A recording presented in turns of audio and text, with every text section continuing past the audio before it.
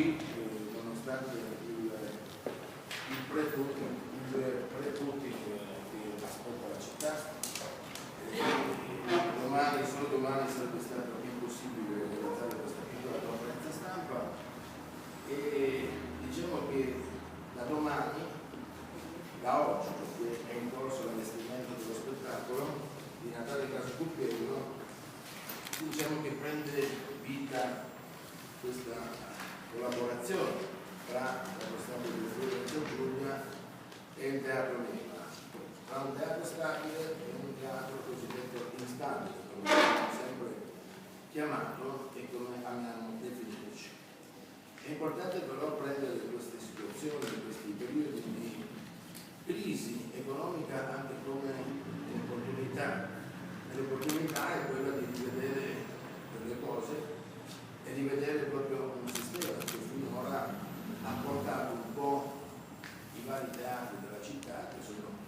parecchi, le dimensioni di questa città, a coltivare il proprio orto, tante volte non guardando il prodotto che stava preparando l'altro. In questo caso non si tratta solo di uno scambio di sale, di scambio di spazi, ma si tratta anche di condividere alcune scelte di spettacoli, pensare di continuare a fare un percorso di produzione e di coproduzione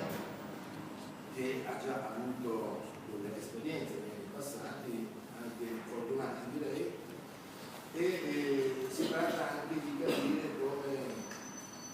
ad un certo punto all'interno di questo scambio di spazi, scambio di linee, scambio di progetti può avvenire anche che un gruppo come quello del gruppo in camera che io presento va a finire a concludere il proprio anno solare per una stagione all'interno del Politecnico Rossetti, e questa è una cosa che ci è sfuggita, nel senso che tutto il resto va bene, però questa cosa può essere molto pericolosa.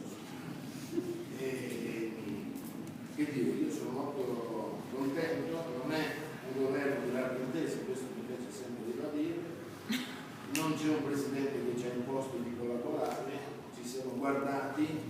io, Roberta, Francesco De Luca, Stefano Curti, alla fine dell'altra stagione abbiamo